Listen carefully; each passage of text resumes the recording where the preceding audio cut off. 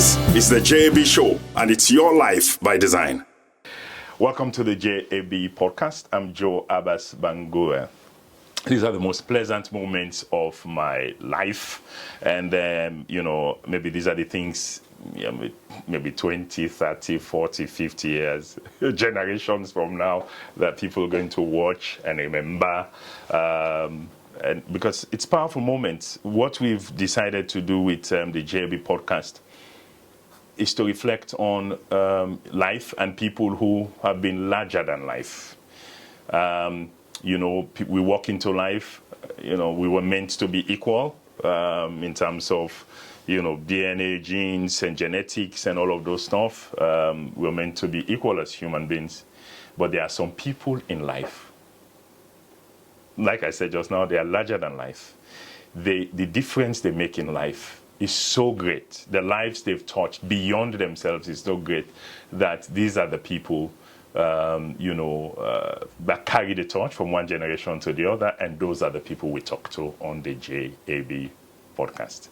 Today, my guest was raised to think in terms of making a difference, to not see a problem and be indifferent. Convince yourself that you are covering the syllabus and that's effective. And that's effective. Is a delusion. You may have covered the syllabus, but the kids aren't getting anything. They've got a book full and a head left empty. Miriam Mason-Sesay, originally from Northamptonshire, UK, is a dedicated educator and founding member of EducAid Sierra Leone. After studying French at Goldsmiths and training at Cambridge, she taught in the UK before moving to Sierra Leone in 2000. Starting with just 20 children on a veranda, she built a network of 5 schools at the heart of multiple school improvement programs, improving learning outcomes for thousands of students from underserved communities. Her holistic values-led approach emphasizes academic excellence and especially girls' education, integrating over 600 secondary-age girls into school and creating a safe house for primary school girls. During the Ebola crisis, she remained in Sierra Leone, pioneering remote education methods. Honored with an MBE in 2011 and the World of Children Education Award in 2015, Miriam continues to lead educational reform as EducAid's country director, transforming lives through learning. Help me welcome Miriam Mason-Sesay, doctor, to the podcast. Thank you, sir. Oh, Miriam, this has been long coming. Yes, we've been threatening it for a while. We've been threatening it for a while. We had one session some while back, but that was rehearsals. So here we are now. Here we are now, Miriam. Okay, so let's go back. EducAid. EducAid is a household name in Sierra Leone, and we've been going through the story of waiting this way to man. Would be doing in Sierra Leone more than 22 years. Let's go whole back 24 years. 24 from 2000 to 2024. Yes, 24 years in Sierra Leone. 24 years in Sierra Leone. But let's just roll back.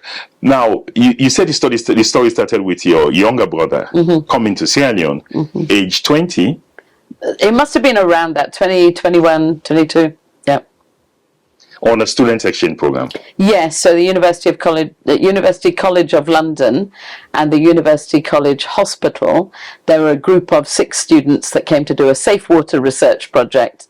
And Swithin, my brother, and his friend James, they were housemates, and they came on this trip together, and they went back and said, we've got to do something. We've met these young people on the streets who want to be in school, and for the lack of very small amounts of money, were not attending. At that time, there was no free education. And so they started trying to rally the troops to see who they could persuade to start building up some funds to send those sponsorship. How did they choose to come to Sierra Leone? It was from the university. Yeah. It was an exchange program with Njala. It could have been Kenya. It could have been Kenya. It could have been anywhere. It was from University College London that opportunity came, and they were just up. For how long were they in Sierra Leone? It was literally 6 weeks. It was just a short. So Smith went back. They caught the bug of this, lovely country, and students they had met with that they wanted to continue to support. What happened then? So they got everybody they could to start fundraising. So I was teaching in the UK at the time, so I was fundraising with my students, doing sponsored events and that sort of thing. And then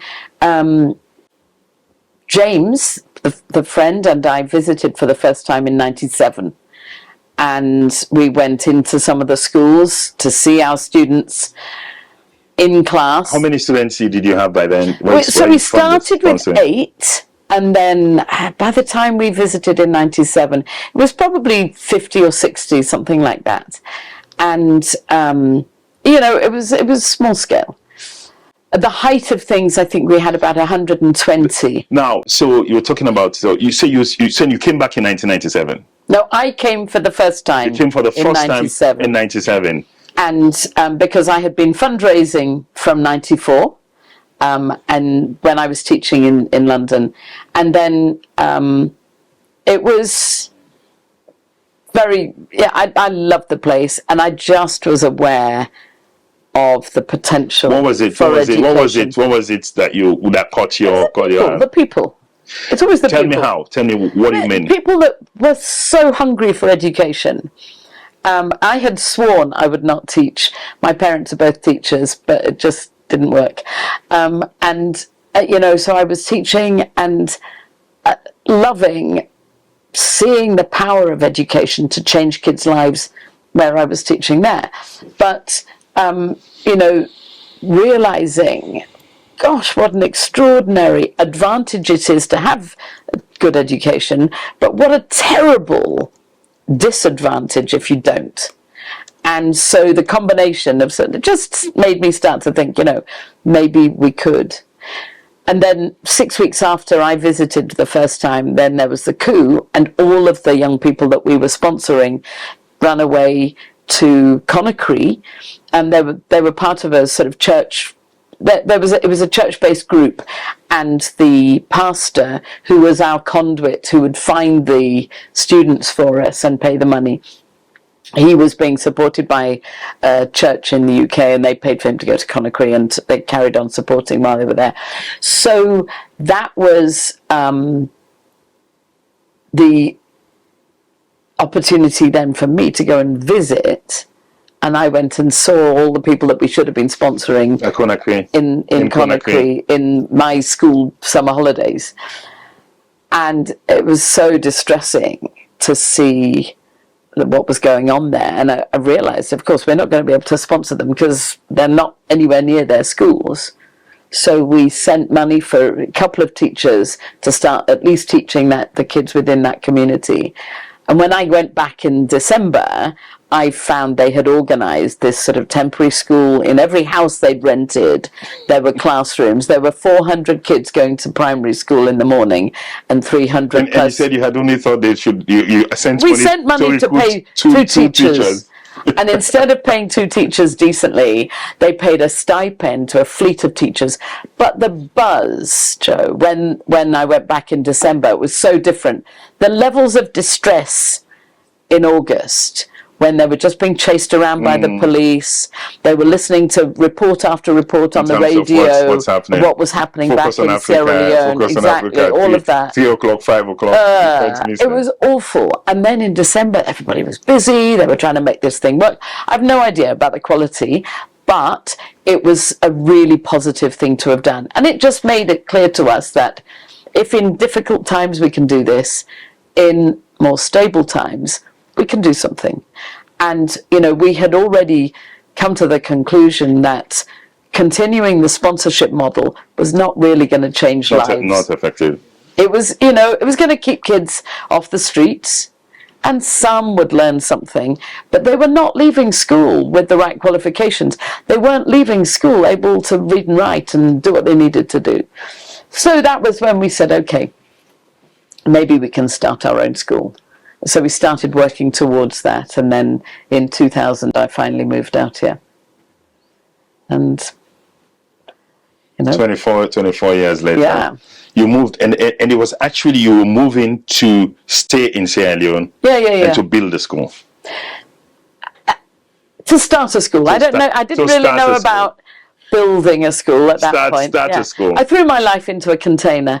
Somebody in my church gave me a little Nissan Micra, that 13-year-old Nissan Micra. It wasn't a new one. And you mean this? We called her Granny. Granny. She was called Granny, the little red Nissan Micra, and I used to buzz around in that. But and I just put that and everything else, my life, in a container and came. I was so naive. I had no idea really what I was facing, what I was going to meet. But your family was okay with that. Your your younger brother, what did Sweden? Was Sweden?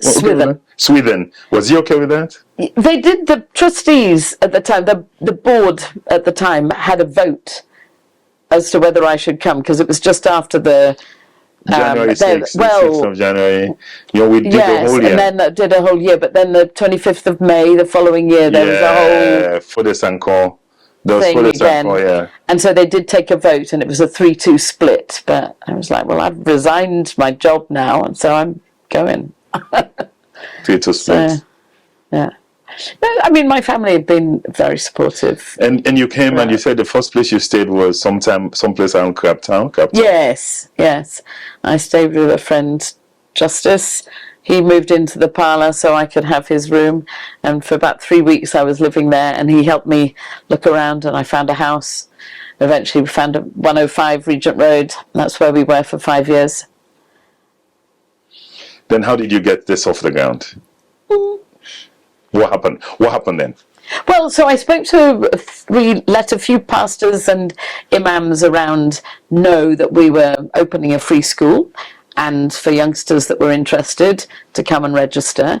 And of course, at that time, 2000, so many young people had stopped going to school because they'd been fighting a war, or they'd been looking after siblings that, whatever, and then, or they had been, the person that was paying for them had died. So you had all of that causing or their school had been burnt down in the provinces and what have you. So there was all of that stuff that had taken kids out of school. So there was a hunger for what we were offering. So we registered 20 kids to start with, but I'm very bad at turning kids away when they're looking for education. So they kept on coming, and the numbers grew and grew. And so we would have classes on the back veranda, and then after a while they were in every corridor, everything that we could sort of transform, and then we had every space, tarpaulin baffers out at the back, and everywhere. The garage was converted into a classroom. And the first batch that sat the Becker, I had to go around the whole of Freetown begging people to allow my kids to sit with them. So for example, one young man who is now at the Teaching Service Commission, Ezekiel Noni. I don't know if you met him on Thursday. So he had been out of school for 7 years, and he was in that first batch to sit the Becker, and he was sleeping in a kiosk, literally about the size of this table. And he was starting to give up hope. He'd been trying to save money by selling water or doing whatever he could. How much can you put aside when you're trying to survive? And anyway, so he was one of the first ones to sit the Becker. There were 6 of them, and then little by little we sort of built up, and there was an opportunity then that arose to start a school in Ropolon near Port Loko, in Port Loko district, and we ended up moving that one to Rolal on the Cambia Highway. We still have that site. We run a junior and senior secondary school there, where over 200 of the kids live with us. A lot of our schools, we find that even though it's free, if they don't live with us, it doesn't all add up. They aren't able to make it work for them to come to school every day, because they need to take time out from food finding and this sort of thing. So a lot of them live with us so that they can be fed, so they're not having to do 1,000,001 ridiculous chores at home because they're men pikine. So it's and then after a while we started the primary school. I started that one by mistake. I gave a couple of chalkboards and a box of chalk to the chief, because there were 6 kids who were clearly school age, not going to school. And I said to him, can you not get somebody... That's Ola, right? No, that's Moronka. Moronka, yeah. And I said to the chief, why aren't these kids going to school? And he said, they're too little. They have to go across the bush. it's too far away. I said, well, why don't you at least get them to learn the ABC and whatever, and you get a blackboard? And he was like, I've tried. And I was like, okay. So I gave him the blackboards. Next time I come back, there are 12 kids. So, Next time I come back, there are 28 kids. And that was how school was born. He was determined. He was going to get a school in his village for his kids. And so he worked really hard to sort of bring the children in. He was passionate about getting education for the kids there. And he gave up his Barry initially. And that was the classroom. When was the next campus that you set up? We have run schools in a number of other places, but they were always for other people. So those are our original ones. Well, we had one in Magbeni as well. Let's talk about the Magbeni. Let's talk about the Magbeni story. Yes. Abbas worked with me. Yes. Very diligent, very, very sharp, smart. I train them. Yes, now you train them, now you men them. Very smart guy. So, but Abbas walked with it. Let's tell us, share with how we ended up in Magbeni. Magbeni, yes. Magbeni West Side. West Side, and that's actually where you had the West Side boys. It was actually the environment. That's where you had the West Side boys. Post the coup.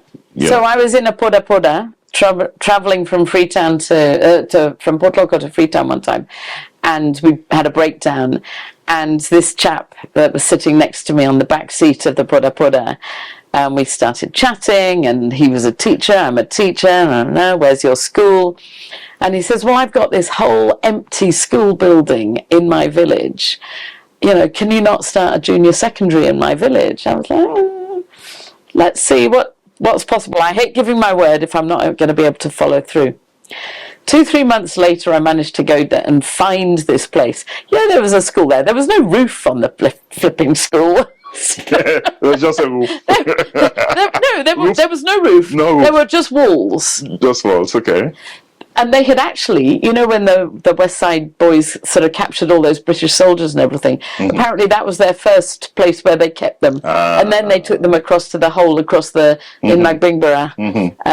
Anyways, so we ended up, we sat down with the community and we said, okay, what can you contribute? What can we contribute? EducAid has never been a moneyed organisation. It's always been pretty modest and hand to mouth.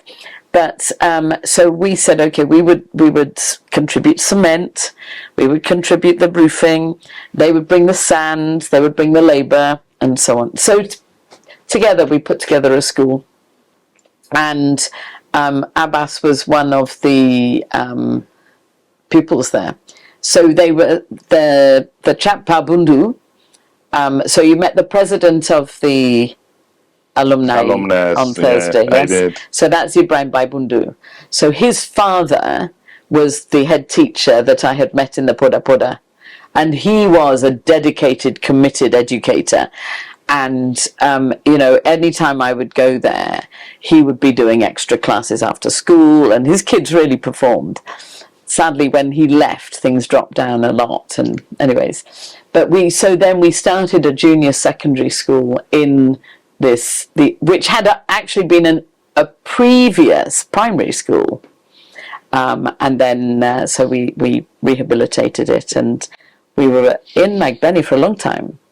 When the FQSE policy was introduced, the free quality school education, we handed schools over to the government and said, okay, we're not trying to run a parallel system. You know, we want to support walking alongside, not sort of trying to undermine in any way. So we gave the Magbenny School to the government. But it's produced, before we left, it produced a lot of very strong youngsters that are making a difference now. That's our hope, is that we are making enough of a difference in our schools that we are changing the human capacity countrywide, you know, that people are going into different fields, and those youngsters certainly do. And they are now actually continuing to support the primary school and the secondary school. God bless them. The alumni? Mm-hmm. Mm-hmm. And it's a beautiful story. Calmly listening to Miriam Mason-Sesay, you know, intriguing story. This is the JB podcast. Why people show up like this, I don't know, but that's a story we'll continue to you know, to tell, to actually probe into.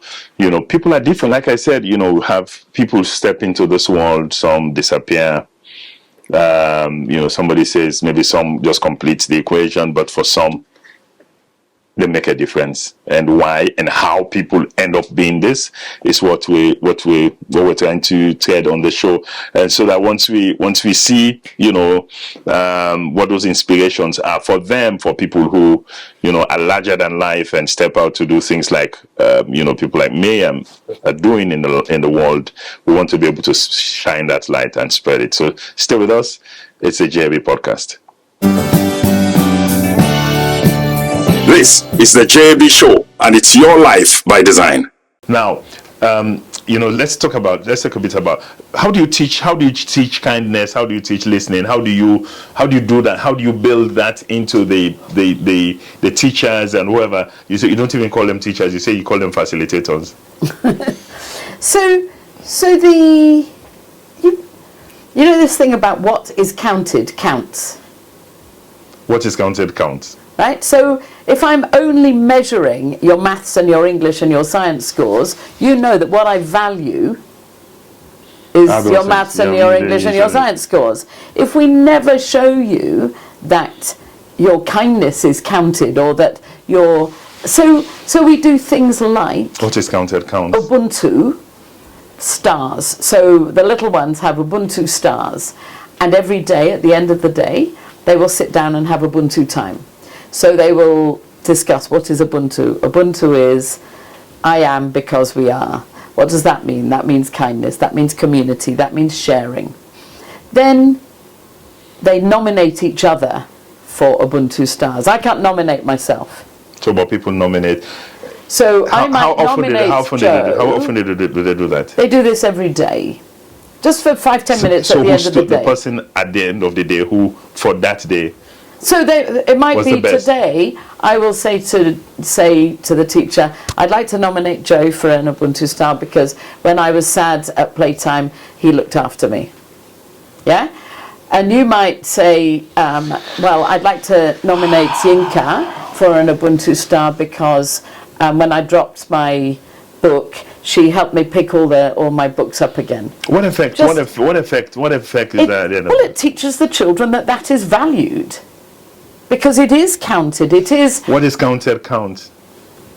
Yeah? It's little things like that. There's a zero tolerance to unkindness. I don't care if you're top in maths. If you're unkind, we're not going to sit back and allow that to happen. You're going to be called to order, and we're going to stop. If, like, say you're mocking Abu, we're going to say, right, stop, let's have a conversation. How can we make sure that everybody in this classroom is safe? And the kids will come with their ideas about, you know, reminding each other, calling each other into order, remembering what it feels like if you are mocked, and so on. And we don't sit back and go, oh, well, boys will be boys. Oh, this is what kids are like. we make sure we stop. If there is unkindness, we don't carry on with the other learning. We'll stop until that is fixed. Now let's look at the pedagogy. Now I've seen, one of the schools that EducAid ran, for a while was one school that was part of, what we were involved with, and I've seen and still valued, everything that happened there. Now, how is it different? That's the kindness now, but how the pedagogy? It's self-directed, self-directed learning, and the teachers act as facilitators. Give us a bit about that. How does that work? So it's about trying to support the young people in owning their own learning journey. When I went to school, it was not that. It was, you come into class, turn to page 54. You don't know why you're turning to page 54. You don't know. The next day it'll be turn to page 27. You don't know why. There's no ownership. It's just totally directed by the teacher and from the front. And if you pay attention, you pay attention. Like I said, my grasshopper brain, I wasn't often paying attention. But so we're trying to say, you own the journey. You will negotiate with the teachers. The facilitators will be supporting in that whole conversation. But it's not like they're the owners of all the knowledge. They're supporting you as you learn. So on this table, it might be everybody's doing Unit 6 at the moment. Those table, they're doing Unit 13, they're doing Unit 5, whatever. If I get stuck, I ask you. You're my first port of call. If you can help me, great. Not the facilitating teacher. Because then you learn to teach and explain, right? Because the most powerful tool for learning is teaching. If you can explain it to me, so if the kids amongst themselves begin to explain to each other, attempt to explain to each other, they learn the content even better. Exactly, and it sticks far better. So you're the first port of call. This would take a lot more time, right? It would be slower. Progress would be slower. Not the way. Better than no progress. To learn is hard. You can whip through and get people to copy into their books. They haven't learned it. So it might be quicker, but it's not actually achieving the goal. But this would slow down the process of learning. I think to convince yourself that you are covering the syllabus and that's effective, is a delusion. You may have covered the syllabus, but the kids aren't getting anything. They've got a book full and a head left empty. At which point, what's the point of that speed? It's one of my sort of mantras is slow down to speed up. Get the kids to get the tools. Once they're owning it, then they can move through much faster.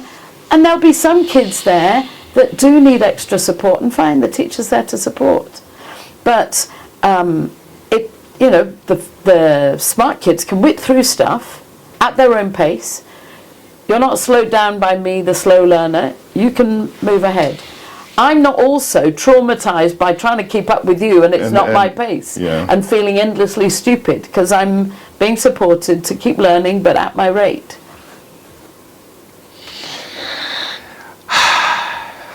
How much does the education system in the country allow you to run something like that?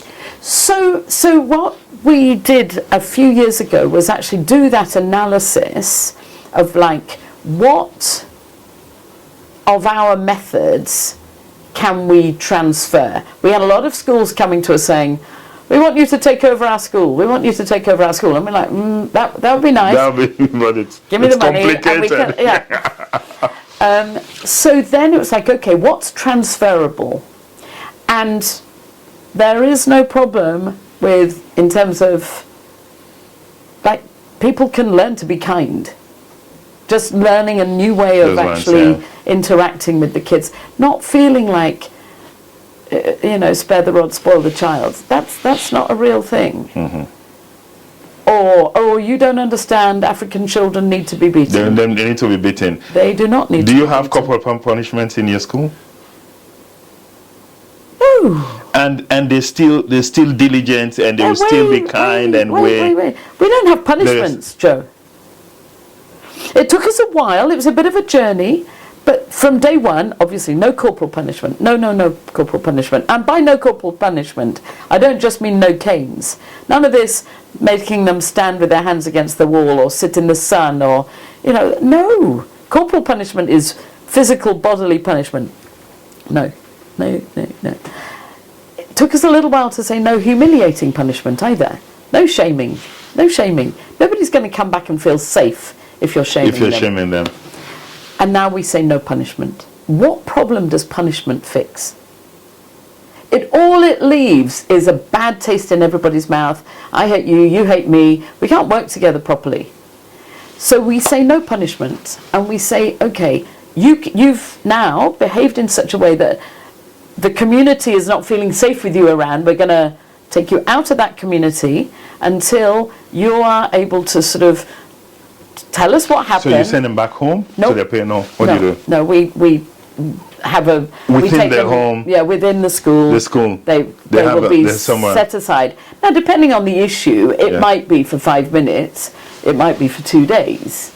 But, until you have now shown us that you are thinking differently and your colleagues and the staff are safe, as in it's not going to happen again, that you're going to make better decisions next time, that you're going to think about what caused you. If, kids misbehave because something's gone wrong. It's not because they're profoundly evil. If you look back in your life, I bet you can look at the times when you've not behaved to the standard you would hope for. It's not because you were profoundly evil, it's because something was wrong. Either something's gone wrong at home, or they've been bullied in the playground. If somebody now says, Miriam, no man this way to my so you don't know black man business, that way to man. So I say, can't watch me school. You've lived here for 24 years, and you live in when you're up country, you actually stay in Port Loko. I don't stay in Port Loko. I stay in Maronka. What's that Maronka? Maronka, not a Port Loko district? Yeah, no, Port Loko district, but it's not Port Loko town. It's in the village. It's 3 miles outside of Port Loko town. When I first went there were 3 houses. Now I believe it's now 6. Now 6 Ostende. Plus the school buildings, yeah. So I live in the primary school. And so it's not a situation where somebody will say, now it's man picking them, and so now it's man thinking, this way it's woman. Now it's some of the poorest, least, most underserved kids in the country are our kids. And that's why we do our teacher training on the same site as our primary school, because the teachers that think, oh my God, what will happen if I drop the cane? If I leave this cane, will it all just go mad? There's chaos and stuff. They need to come and see our kids speaking nice English, well-behaved, ordered. If I put up my hand in any of the classrooms, the kids will all put up their hands. I don't have to ask for quiet. They will tell each other for quiet. And then we can explain whatever it is we need to explain. They're not angels, so every now and then they make a mistake. And then we say, okay, you're not making us feel safe with you around here now. So we'll take you out a bit. But basically, they're great. And when teachers see that, they're like, oh, maybe I can try it. We do a thing when we started training with teachers. We have a session where a new facilitator that the teachers have never met before. When we first start, they come in and they are absolute gits. Do you think I've got time for your nonsense? Did I ask you to pick up your pen? You be quiet. And the teachers are like, whoa, what's this about? And after about 5 minutes, we stop and we say, did you feel excited about learning then? I'm like, no. No. How did you feel? Angry, embarrassed, frustrated? So that's how your kids feel when you talk to them like that. Wow. And it's like, oh, and you watch the light go on, and then they start thinking about, okay. And this is not just role play. It'll be role play. Oh, no, it's a role play. It's a role play. You do a role play. No, and then the facilitator comes in and is, I'm really sorry. I'm so sorry. You've forgiven me, right? You know. But it's a whole thing to get them to realise there's a little emotional journey. That's what your kids feel like too. And when we come back, we'd like to talk about results. You know, what's been the effect in the lives of the kids. You're watching the JB podcast. My guest today is Dr. Miriam Mason-Sesay, country director for EducAid for the last 24 years, doing great things in our country. And you know, we hope you're learning and you're getting stuff. We've talked about the beginnings, and we've talked a bit about the system. We couldn't go deeper, but obviously people would always go online and you would go look for EducAid. You would see the system there, and if somebody has a school that wants to trial out, it's super effective. It's super productive, and I'm actually, you know, on my knees at the moment, trying to get you to come back to one of our schools out in the village that we're running, because I believe in the system of education, and hopefully, you know, you can reconnect. We can reconnect that again. Now, so tell me about the students, the graduates, the alumni of EducAid that you're most proud about, and then they'll be listening. So there are lots of beautiful stories. You know, over the last couple of EducAid just celebrated its 30th anniversary, and there were lots of videos that were put out by some of your celebrating kids, and it's so amazing. It was so amazing. But who, you know, I know you're proud of all of them. But tell us a bit about the standout ones. Tell us a bit about the standout ones. Well, you've got people like Ezekiel Noni, who's at the Teaching Service Commission, the one that was sleeping in the little kiosk. You've got our first doctor, when he, I cried when he called me to say he'd become a doctor. He was sleeping in an abandoned freezer in his uncle's welder's yard when he first came to EducAid. And to have that sort of determination and commitment, you know, it was extraordinary. You've got Hassanatu. So he became a medical doctor? He's a medical doctor. He's serving in Moyamba at the moment, yeah. But we've got loads of doctors now, and embryo doctors that are on the way. We've got one young woman who trained in China. We've got a good number of doctors, 10 to 12 or so, I'd say, and others in the pipeline. We've got our lawyers. One of them has just gone off to China for a 2-year master's course. Another young woman has gone off to China for a 2 years master's course, and she was one of our teacher trainers. She was fantastic. So you can see her buzzing around on her motorbike around Lungi, where her schools were, so where she was sort of mentoring the school leaders, training the teachers, and so on. You've got Hassanatu, who left primary school convinced she was stupid because the teacher had a ruler over her head when he asked her questions. So she was always terrified and would give the wrong answer and convince herself that she was stupid even more. And we persuaded her to come back to school, and to give it one last go, and she did that.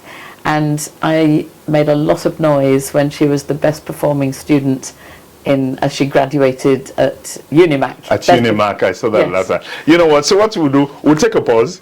We'll have a bit of those videos, and we're going to just take those clips so that it's best to hear the stories from themselves, from their own mouth. The stories of EducAid graduates who've been so outstanding in the various fields that they've rolled out to. Let's pause a moment and take a few of them. Hello, my name is Mohamed Kamara, co-founder and managing director of Freetown Innovation Lab, an innovative venture that exists in Sierra Leone and in Nigeria. I got to know about EducAid in 2007 when I just sat to my national primary school examination, and I was watching for a school that would be able to give me or provide me a quality education. I started my junior secondary school from that stage. So since then, I've been with EducAid till I started my WAS in 2012. One of my most memorable moments in EducAid was when we got admitted in the secondary school in Lumley.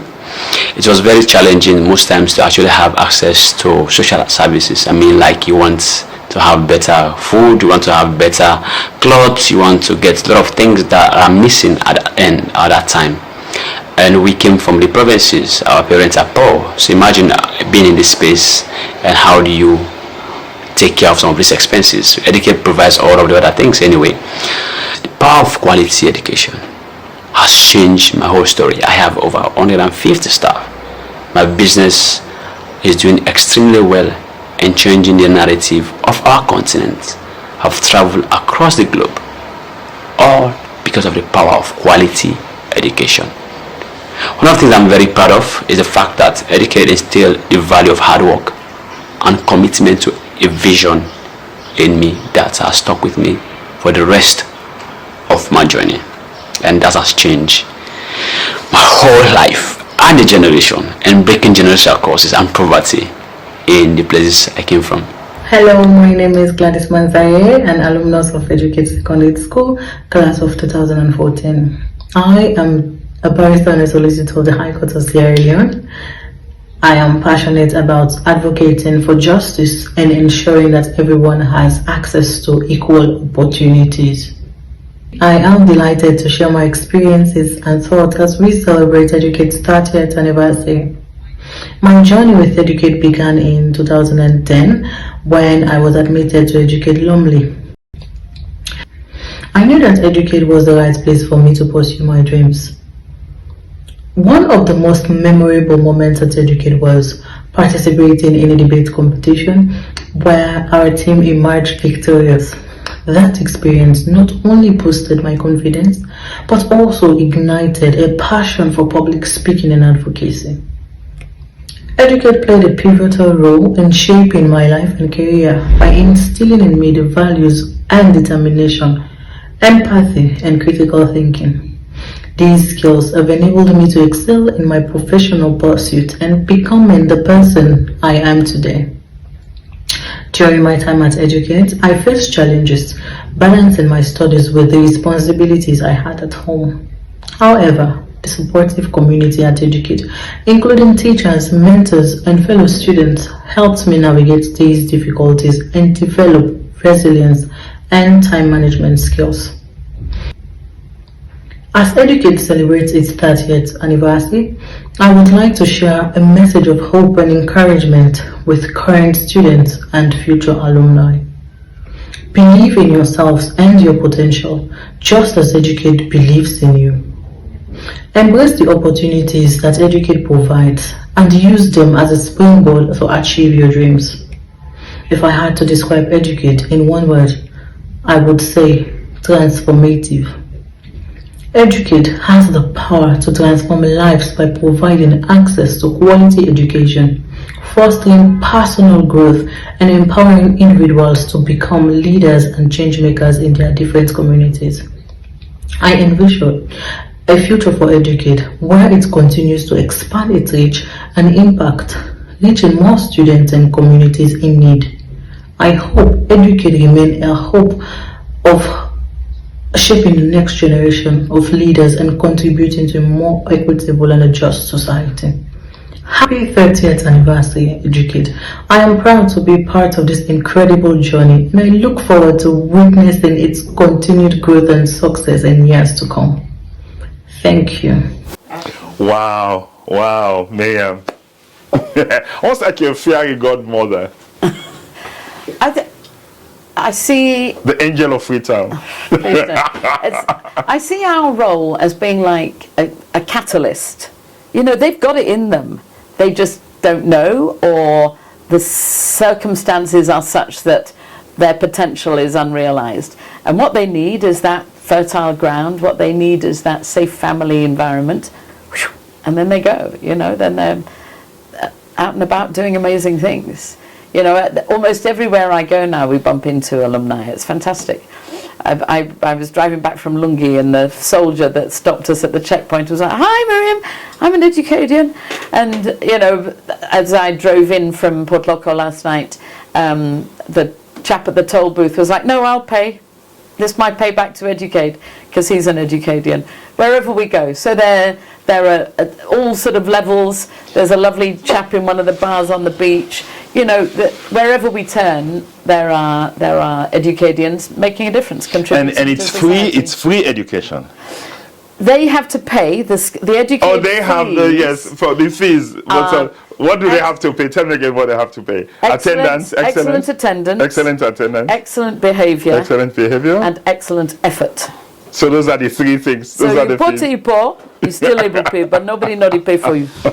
So those ones, they pay. That's your responsibility. That's your responsibility. But then the entire process is funded.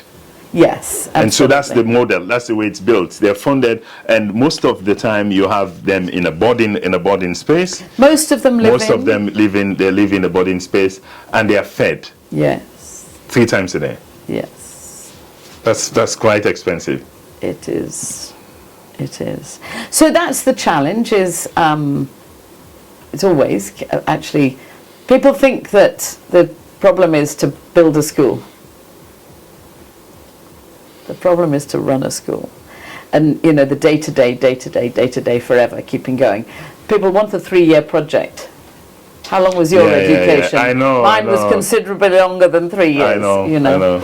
So that is the challenge, keeping those funds coming in. So, anybody that wants to make a difference, that's a good place to start. Go ahead. You want to say? Well, I was just going to say, because the reason those schools are important is they are at the heart of what we're doing now to strengthen the whole system.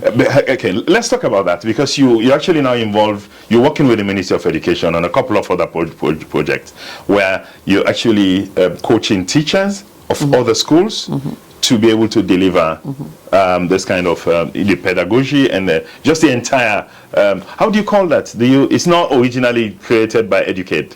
How do you call that entire system, if you have a name for it? No, the EducAid support for school improvement is what we call our quality enhancement program. Okay.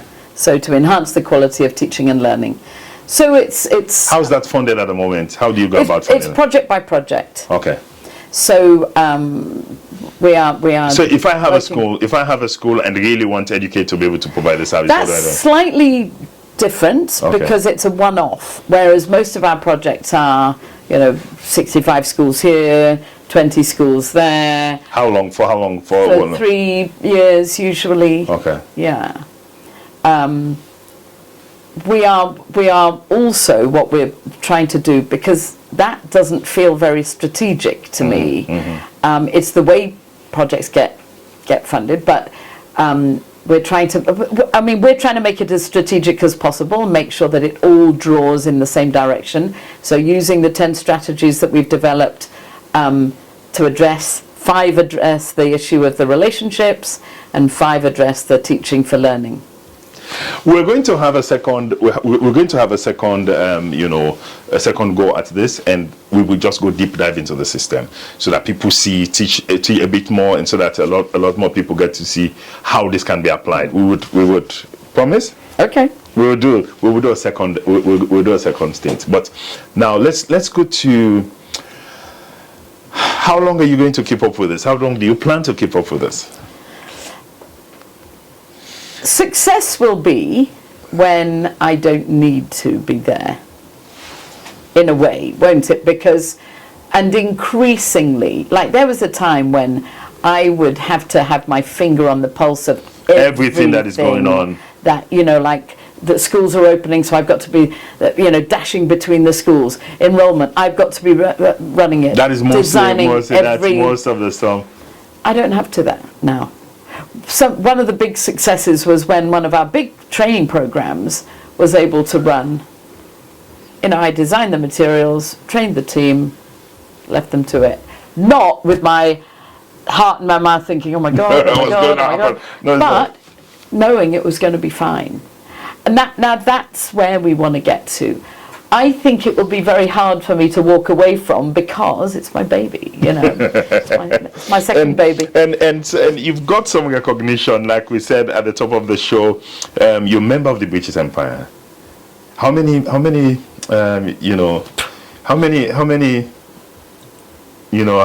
British people would share that? I have no idea, but it's kind of a funny thing, isn't it? Where is the British Empire? I think it's best forgotten. It's best forgotten, frankly. No, it's not best forgotten. You're a member of the Bridges Empire. I'm prouder of the member of the Order of Rochelle, or the Global Teacher Prize finalist, and those things. So a member of the British Empire, MBE, yes. member of the Order of the Rochelle, awarded, in Sierra Leone here, Global Teacher Prize, top 50 finalist, World of Children Education Award 2015. Yeah, I mean, those are nice things, and it was a mark of, some of those have brought support. That's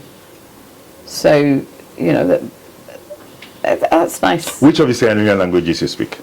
You need to talk Timini. Well, let's talk about the Timini. Let's talk about the Timini. Ethiopia. You can't be. You couldn't have been in Ruralal for 20 years and don't speak. Tantoku. Tantoku. Topiandera. Tantoku. Near somewhere. Miriam. It also. So Munoyi Miriam.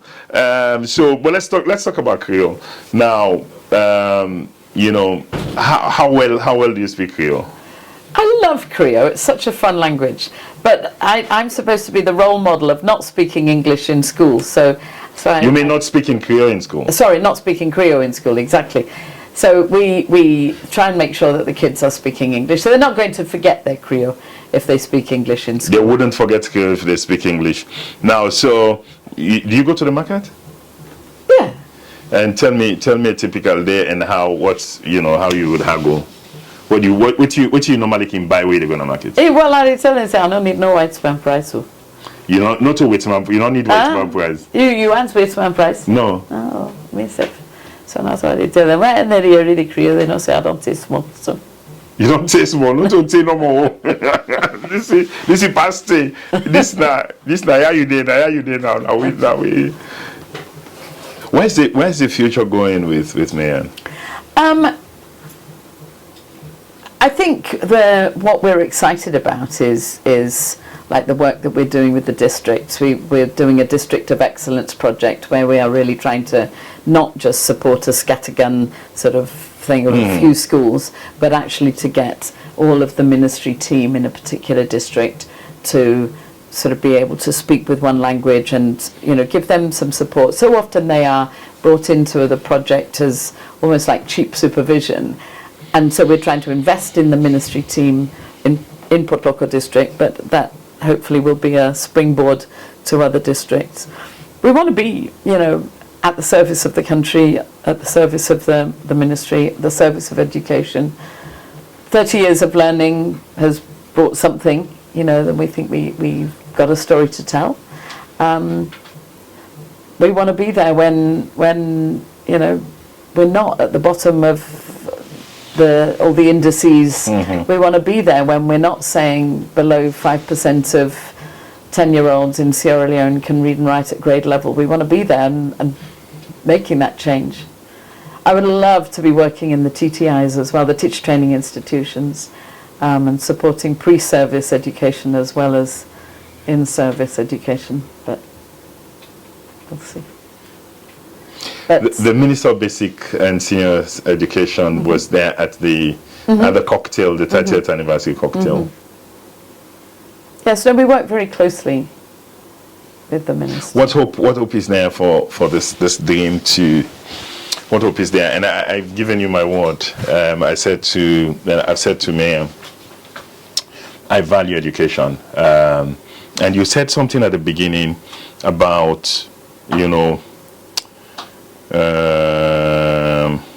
said something about that I think I tried to take note of at the beginning. Apart from the fact that you said the face of poverty is the lack of access to justice. This is me phrasing something you had said. That the face of poverty is the lack of access to justice and decent health care. What's the answer to both? Is education. Now, how is that so?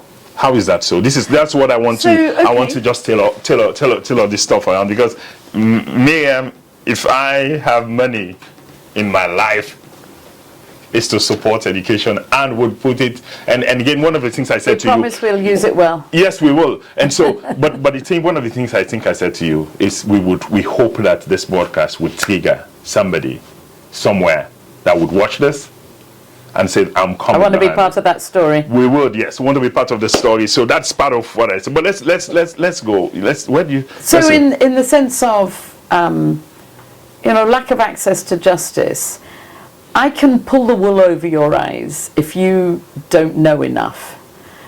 If we've got a small number of people that are educated, they can use that education to keep other people down. If we've got an educated population, I can't pull the wool over your eyes anymore. You know what questions to ask, you know how to ask them, you know who to ask them, and a lot of problems are solved. Healthcare, we will have better doctors and nurses if they're better educated, but also people know how to manage their own health better. I hear heartbreaking things with people that, I know they're not stupid, but they've not been exposed to enough general knowledge to know that when the blue ones run out, it doesn't mean you just transfer to the yellow ones. The yellow ones for your head, the blue ones are for your knee. They're not going to fix the same problem or whatever, And nutrition and, how to keep your children healthy and these things. We've met heartbreaking situations where the parent can't read. Medicine's good for your health, right? So more medicine is more good, and they end up like poisoning their children. If you can read the medicine bottle, So it's just all sorts of things. The implications of education are so enormous. The number of people that are in prison because they signed a statement that they couldn't read. So many things. Or the power of education to transform. Yeah. Transform. Yeah, to transform your opportunities, look at the wasted potential. Our youngsters. Sometimes I go into villages and I meet youngsters and I know that the school that they're attending, the chance of them achieving their full potential is just heartbreaking. Sierra Leonean children are not more stupid than other children, and yet below 5% of our 10-year-olds are reading and writing at grade level. 95% of our kids, 95% of our 10-year-olds are underperforming. That's horrific. In terms of wasted human capital. All of that smartness just being into the ether and not being channeled into productive youth. And then what do? They get frustrated and they start turning to, crime to solve their problems and to be able to have something because they want to show that I'm the man, show that I'm able to do something. How are they going to fix it? They're not going to go and earn it because they haven't got any skills. They haven't got anything to make them employable. Somebody said,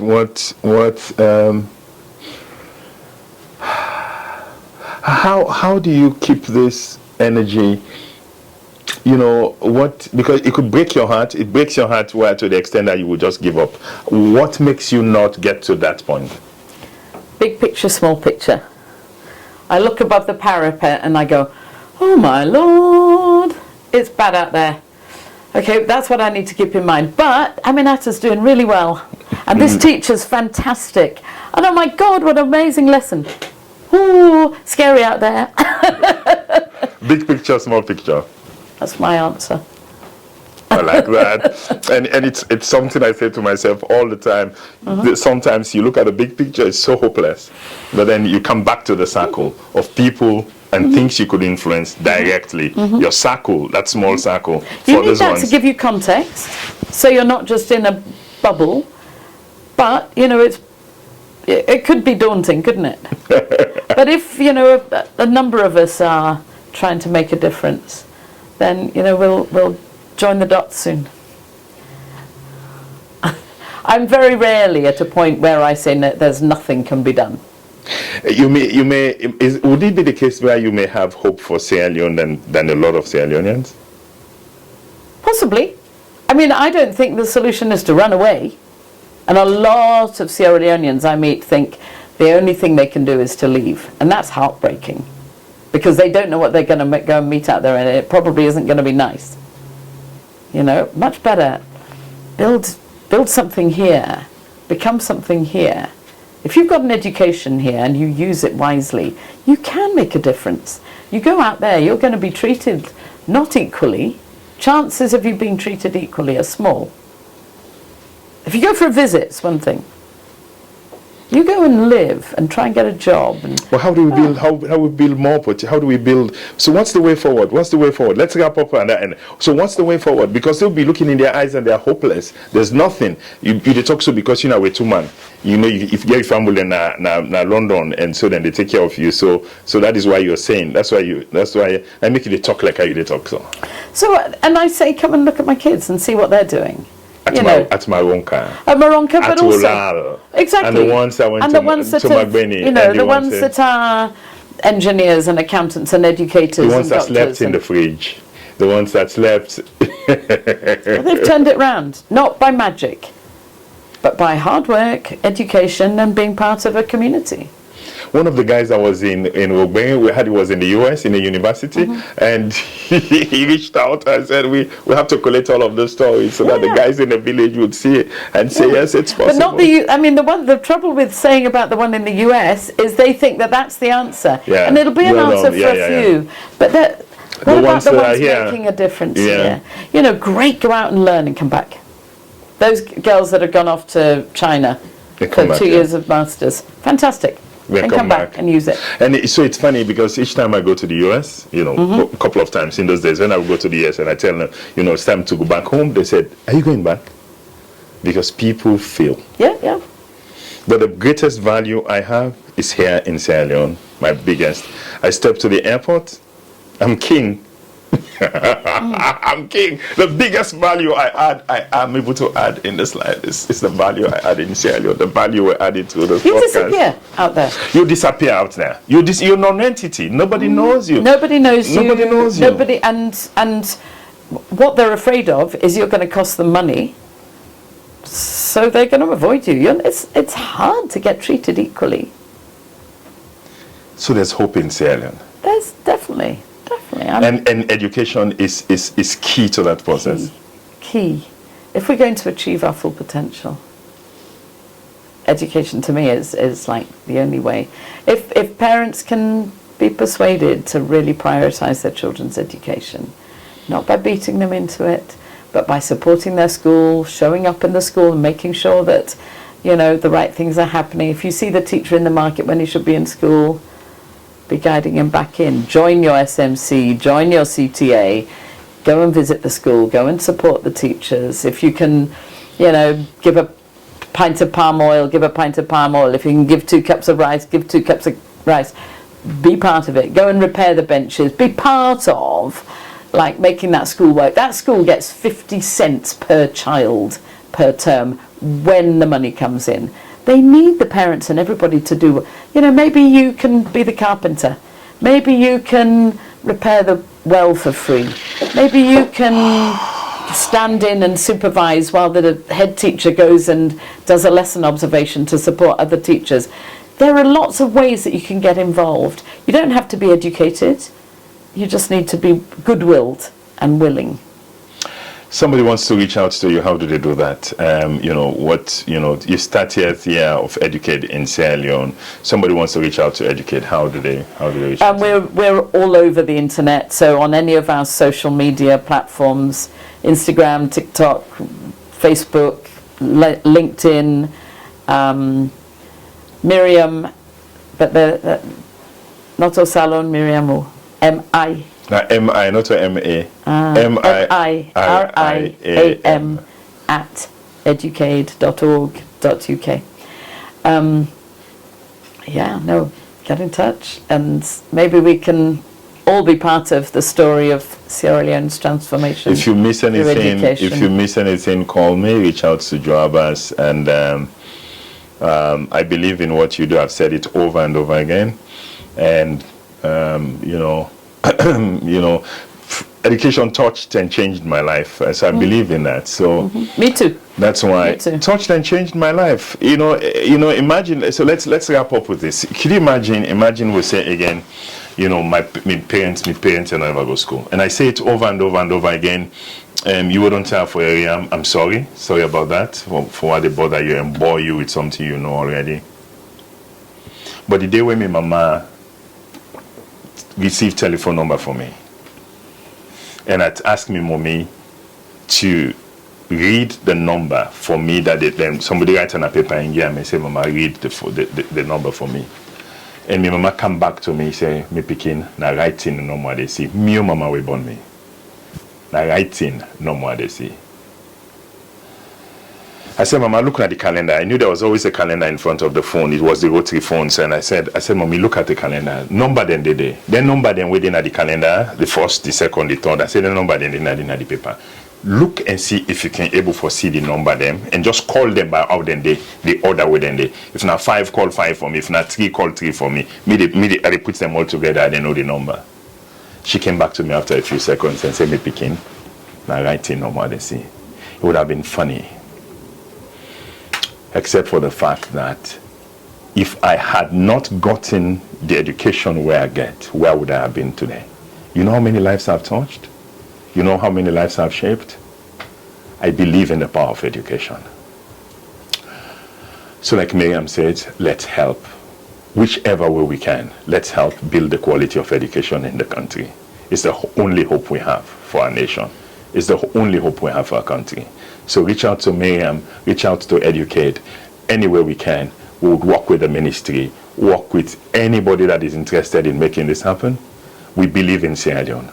I believe in Sierra Leone. Like Miriam said, I believe in this country. I'm going nowhere. We believe in this country. Only Sierra Leoneans could make this country.